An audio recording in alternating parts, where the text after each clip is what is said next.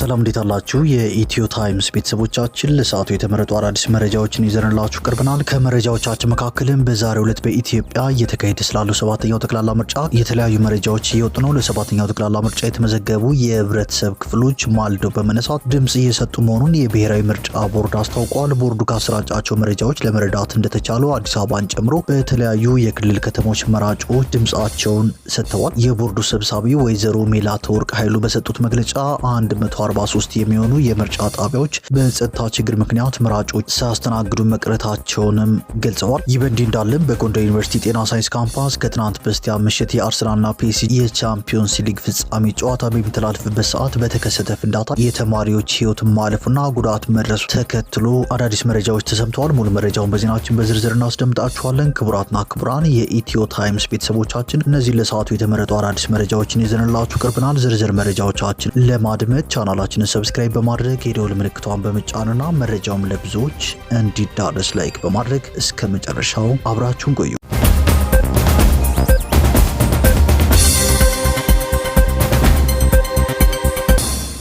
ወደ መረጃዎቻችን ስናልፍ ለሰባተኛው ጠቅላላ ምርጫ የተመዘገቡ የህብረተሰብ ክፍሎች ማልደው በመነሳት ድምጽ መስጠታቸውን የብሔራዊ ምርጫ ቦርድ አስታውቋል። ቦርዱ ካሰራጫቸው መረጃዎች ለመረዳት እንደተቻለው አዲስ አበባን ጨምሮ በተለያዩ የክልል ከተሞች መራጮች ድምጻቸውን ሰጥተዋል። በዘንድሮ ምርጫ ለፌዴራሉ ፓርላማ ውድድር የሚካሄድባቸው መቀመጫዎች ብዛት 501 ነው። ፓርላማው 547 ወንበሮች ያሉት ቢሆንም 38 እንደራሴዎች በሚወክለው ትግራይ እንዲሁም በአማራ ክልል የሚገኙ 8 ወንበሮች ምርጫ እንደማይካሄድባቸው አስታውቆ ነበር። የኢትዮጵያ ብሔራዊ ምርጫ ቦርድ የቦርዱ ሰብሳቢ ወይዘሮ ሜላትወርቅ ኃይሉ በሰጡት መግለጫም 143 የሚሆኑ የምርጫ ጣቢያዎች በጸጥታ ችግር ምክንያት መራጮችን እንዳላስተናግዱ ገልጸዋል። በሰዓቱ የምርጫ ጣቢያዎች ጠዋት 12 ሰዓት የከፈቱት የምርጫ ጣቢያዎች ቁጥር 50188 መሆኑንና 695 የምርጫ ጣቢያዎች ዘግይተው መክፈታቸውን ሰብሳቢዋ ተናግረዋል። ከዚህ በተጨማሪም በአማራና ኦሮሚያ ክልሎች በጸጥታ ችግር ምክንያት የድምጽ መስጠት ሂደቱ የተቋረጠባቸው የምርጫ ክልሎች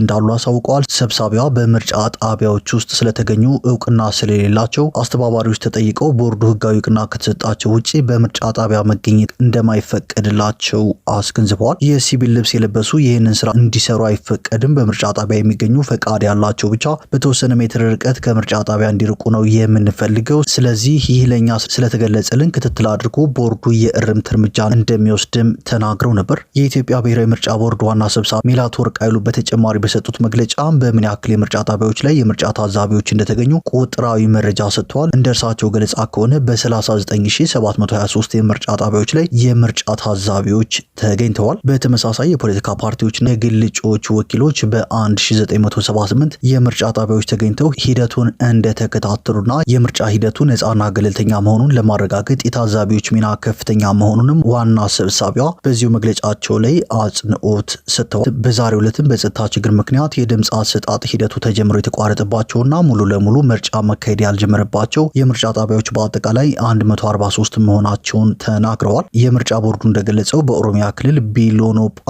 መኮሳቺ፣ ቀርሳ፣ ሲቡሲሬና ገሊላ ምርጫ ክልሎች እንዲሁም በአማራ ክልል በኩታበር ምርጫ ክልል ምርጫው ከተጀመረ በኋላ ባጋጠመ የጸጥታ ችግር መቋረጡ ተገልጿል። በስራቸው ምን ያክል የምርጫ ጣቢያዎች እንዳሉ ለጊዜው ይፋ አላደረገም። ከላይ ከተጠቀሱት ምርጫ ክልሎች ውስጥ ከሚገኙ የምርጫ ጣቢያዎች ውጪ ባሉ በሌሎች ምርጫ ጣቢያዎች ደግሞ በጸጥታ ችግር ምክንያት ከጅምሩ ምርጫው ሳይደረግባቸው መቅረቱን አመልክቷል። አጠቃላይ ከላይ በተጠቀሱት የምርጫ ክልሎች የሚገኙና ከነሱ ውጪ ከጅምሩ ምርጫ መደረግ ያልተቻለባቸው የምርጫ ጣቢያዎች ቁጥርም 143 መሆናቸውን ቦርዱ አሳውቋል። ከዚህ በተጨማሪ መሰረት ሚዲያ በዛሬው ዕለት በኢትዮጵያ በተካሄደው ሰባተኛው ጠቅላላ ምርጫ ከተለያዩ ምንጮች መረጃዎችን አካቶ ዝርዝር ማጠቃለያ አቅርቧል። እንደ መሰረት ሚዲያ ዘገባ ከሆነ ሮይተርስ በዘገባው እንዳስነበበው ከ50 ሚሊዮን በላይ መራጮች ለዚህ ምርጫ የተመዘገቡ ቢሆንም የጠቅላይ ሚኒስትር አብይ አህመድ ብልጽግና ፓርቲ ደካማና የተከፋፈለ ተቃዋሚ ስለገጠመው በቀላሉ አሸናፊ እንደሚሆን በሰፊው ይጠበቃል ሲል ሮይተርስ አስነብቧል። ቻተም ሃውስ ባወጣው ትንታኔ ይህ ምርጫ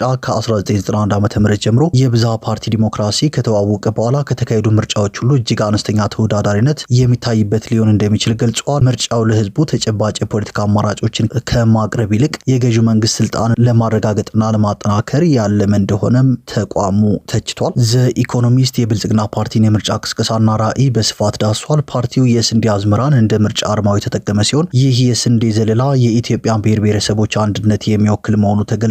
በተጨማሪም የአዲስ አበባ ከተማ ከንቲባ በቅርቡ በተካሄደ ሰልፍ ላይ እንደተናገሩት ይህ አርማ ኢትዮጵያ ወደ ምግብ ሉዓላዊነት እያደረገች ያለውን ጉዞ ያሳያል ሲል ገልጿል።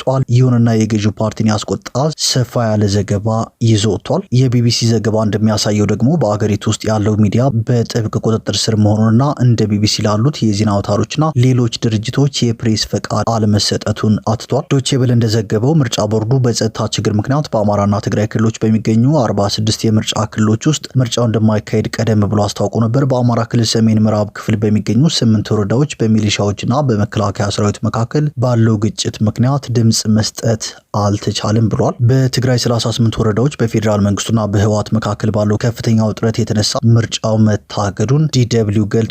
ቢቢሲና ሮይተርስ በበኩላቸው በ2022 ከተጠናቀቀው አስከፊ የእርስ በርስ ጦርነት እያገገመ ያለው የትግራይ ክልል በአጠቃላይ ከዚህ ምርጫ ሙሉ በሙሉ መገለሉን አረጋግጠዋል። ቻተም ሃውስ ይህ ውጥረት ከኤርትራና ሱዳን ጋር ካለው ሸካራ ግንኙነት ጋር ተዳምሮ ቀጠናዊ ግጭትን ሊያባብስ እንደሚችል ስጋቱን አስቀምጧል። ሪፖርተር ጋዜጣ እንደዘገበው በአዲስ አበባ አንዳንድ የምርጫ ጣቢያዎች መራጮች በመዝገብ ላይ ስማቸውን ማግኘት ባለመቻላቸው እንግልት ደርሶባቸዋል። በተለይም 49 ተብሎ በሚጠራው አካባቢ በሚገኝ አንድ ንዑስ የምርጫ ጣቢያ ውስጥ ከ3000 በላይ መራጮች የተመዘገቡ ቢሆንም በርካታ ሰዎች የምርጫ ካርድ ይዘው ስማቸው በመዝገቡ ላይ ባለመኖሩ ስማችሁ የለም ተብለው ወደ ቤታቸው ለመመለስ ተገደዋል ነው የተባለው። አዲስ ስታንዳርድ በምርጫው ዕለት የመስክ ዘገባ ለማቅረብ በስፋት ዝግጅት አድርጎ የነበረ ቢሆንም የኢትዮጵያ መገናኛ ብዙሃን ባለስልጣን የድርጅቱን የምዝገባ ምስክር ወረቀት መሰረት ተከትሎ ምርጫ ቦርድ ለ10 ጋዜጠኞችና ለ2 የካሜራ ባለሙያዎች የምርጫ ባጅ መከልከሉን ገልጿል። በኦሮሚያ ክልል መተሃራ ከተማ በምርጫው ሂደት ላይ መራጮች ማንነቱ ያልታወቀና አስቀድሞ የታጠፈ ወረቀት እንዲቀበሉ እንደተገደዱ የተናገሩ ሲሆን ማንን እንደመረጥን እንኳን አናውቅም ብሎ ተናግረዋል በማለትም መሰረት ሚዲያ ዘግቧል። በተጨማሪም ነዋሪዎቹ ከከንቲባውና ከታጠቁ ሚሊሻዎች በሚደርስባቸው ጫናና የቤት ለቤት አፈና ፍራቻ የተነሳ ምንም አይነት ጥያቄ ማንሳት እንዳልቻሉና የህዝብ ድምጽ በግልጽ መነጠቁን በስልክ ተናግሯል ሲል መሰረት ሚዲያ ጨምሮ ዘግቧል። በተጨማሪም በኦሮሚያና አማራ ክልሎች ከኦሮሞ ነጻነት ሰራዊትና ከፋኖ ታጣቂዎች ጋር በተያያዘ የተከሰቱ የጸጥታ ችግሮች የትራንስፖርት አገልግሎትን አሰናክለዋል። የኦሮሞ ነጻነት ሰራዊት በኦሮሚያ ክልል የትራንስፖርት አድማ በማወጅና ትዕዛዙን የጣሱ ተሽከርካሪዎችን በማቃጠል የሰዎችና የሸቀጦችን እንቅስቃሴ ክፉኛ አግዷል። በተመሳሳይ መልኩ በአማራ ክልል በመንግስት ኃይሎችና በፋኖ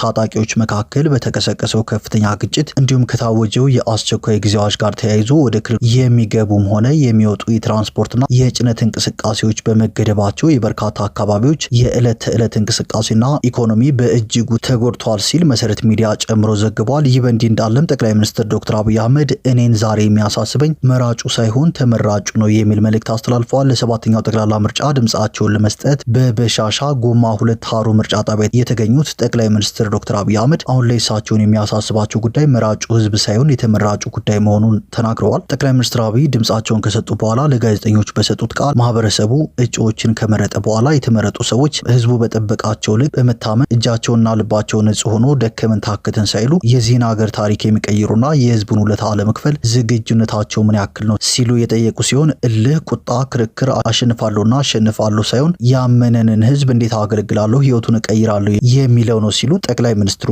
ማብራሪያ ሰጥተዋል። ወደ ቀጣዩ መረጃችን ስናልፍ ከትናንት በስቲያ በጎንደር ዩኒቨርሲቲ ጤና ሳይንስ ካምፓስ የአርሰናልና ፒኤስጂ የቻምፒዮንስ ሊግ ፍጻሜ ጨዋታ በሚተላለፍበት ሰዓት በተከሰተ ፍንዳታ የተማሪዎች ህይወት ማለፉና ጉዳት መድረሱ የዩኒቨርሲቲው ተማሪዎች ገልጸዋል ሲል ቲክቫህ ኢትዮጵያ ዘግቧል። ተማሪዎቹ ፍንዳታው ቦምብ ነው ሲሉ የገለጹ ሲሆን ዲኤስቲቪ ውስጥ ጭንቅንቅ ብሎ ስለነበር ከቦምቡ በተጨማሪ ተረጋግጦ የተጎዳ ማለት ትክክለኛው ጉዳት ምን ያክል እንደሆነ ማወቅ አልቻልንም ብለዋል። አደጋው ስለተከሰተበት ሰዓትም ሲያስረዱ የአርሰናል ጨዋታ የመጀመሪያው 45 ደቂቃ ሊያልቅ ጥቂት ደቂቃዎች ሲቀረው ነው ፍንዳታው የሰማ ነው ሲሉም ተናግረዋል። አንድ ስሙ እንዲጠቀስ ያልፈለገ የጤና ሳይንስ ተማሪ አሁን ላይ በካምፓሱ ፖሊሶች የፍንዳታውን መንስኤ እያጣሩ ነው ያለ ሲሆን አሁን ካምፓሱ ሰላም ነው፣ ነገር ግን ከዚህ በፊት ከነበረው ሁኔታ የተወሰነ ነገር ተቀይሯል። ጠዋት ላይ የሞቱ ልጆችን አስክሬን ወደ ቤተሰቦቻቸው ሸኝተናል። አሁን የተወሰነ የሀዘን ድባብ አለ፣ ነገር ግን ተረጋግቷል ማለታቸውንም ቲክቫህ ኢትዮጵያ ጨምሮ ዘግቧል። በትክክል የሟቾች ቁጥር ባይታወቅም በእርግጠኝነት 2 ተማሪዎች ሞተዋል። ጠዋት የአስክሬን ሽኝት አድርገናል። አሁንም ቢሆን ሌላ የሞተ ተማሪ ይኖራል። ማታ ጉዳት ከደረሰባቸው ውስጥ በርካቶች በአምቡላንስ ወደ ጤና ተቋማት ተወስደዋል። ፍንዳታው ያስከተለው ጉዳት ከባድ ነው ሲልም አክሏል። አብዛኞቹ ጉዳት የደረሰባቸው ተማሪዎች በካምፓስ ውስጥ በሚገኝ ሆስፒታል የሕክምና እርዳታ እየተደረገላቸው መሆኑንም ጠቁሟል። በሰዓቱ ጨዋታውን ከፊት ወንበር ላይ ሆኜ እያየው ነበር ያለው አንድ ተማሪ ደግሞ የመጀመሪያው የጨዋታ ሰዓት አልቆ ለረፍት ልንወጣ ስንል ነው ፍንዳታው የተከሰተው ሲል መናገሩንም ቲክቫህ ኢትዮጵያ ጨምሮ ዘግቧል። በጣም ትልቅ አዳራሽ ነው ኳስ የምናይበት፣ ነገር ግን በጣም ሰው ሞልቶት ተጨናንቋል። መግቢያ መውጫ የለውም። እያየን የነበረው በፕሮጀክተርና በቴሌቪዥን ነበር ሲልም ገልጿል። መጀመሪያ ላይ የሆነ የሮኬት አይነት ድምጽ ተሰማን። ከዛ ስንነሳ እንደ መብረቅ ድፍን ነው ያደረገን። ከፊታችን ብረት ስለነበር በድንጋይ መተውን ነው ብለን ነበር ያሰብነው። ነገር ግን ጭሱ በጣም አፈነን። በጣም ብዙ ተማሪ ነበርን። እየተረጋገጠን በድንጋጤ ወጣን ሲልም አስረድቷል። በተጨማሪም የተማሪዎች ህብረት አመራሮች የቦምብ ፍንዳታ መከሰቱንና የተማሪ ህይወት ማለፉን አረጋግጠውልናል ሲል ቲክቫህ ኢትዮጵያ ጨምሮ ዘግቧል። ፍንዳታው በቦምብ ነው የተከሰተው። ተማሪዎች የዲኤስቲቪ ጨዋታ እየተከታተሉ ባሉበት ሰዓት ነው የተከሰተው ሲሉም ገልጸዋል። የተጎዱ ተማሪዎችን በተመለከተ ጥያቄ የቀረበላቸው አመራሮቹ የተጎዱ ተማሪዎች የህክምና ክትትል እያደረጉ ነው ያሉት። በርካታ ተማሪዎች ነበሩ። የተጎዱት ግን የተወሰኑ ተማሪዎች ናቸው። ውስጡ ያሉት ተማሪዎች ሙሉ በሙሉ አልተጎዱም ሲሉም አክለዋል። ህይወታቸው ያለፉ ተማሪዎች ስለመኖራቸው ጥያቄ የቀረበላቸው የተማሪዎች ህብረት አባላት ሁለት ተማሪዎች ለህክምና ከገቡ በኋላ ህይወታቸው አልፈዋል። ሆስፒታል ከገቡ በኋላ ነው ህይወታቸው ያለፈው ብለዋል። የተማሪዎቹ አስክሬንም ለቤተሰቦቻቸው መላኩን አክለው ገልጸዋል። በዩኒቨርሲቲ ሆስፒታል እንደሚሰሩ የገለጹ አንድ የጤና ባለሙያ ደግሞ ፍንዳታው የተከሰተው ከምሽቱ 2 ሰዓት ተኩል ገደማ እንደሆነ ገልጸው ማን እንደጣለው አይታወቅም። ቦምብ ፈንድቶ በርከት ያሉ ተማሪዎች ተጎድተው ሆስፒታል እንደገቡ ገልጸዋል። አንዱ ተማሪ ድንገተኛ ክፍል ላይ እንደደረሰ ህይወቱ አልፏል። ሁለቱ ደግሞ ኦፕራሲዮን ክፍል ከገቡ በኋላ ነው የሞቱት። 3 ተማሪዎች በአጠቃላይ መሞታቸውንም የጤና ባለሙያው መግለጻቸውን ቲክቫህ ኢትዮጵያ ጨምሮ ዘግበዋል።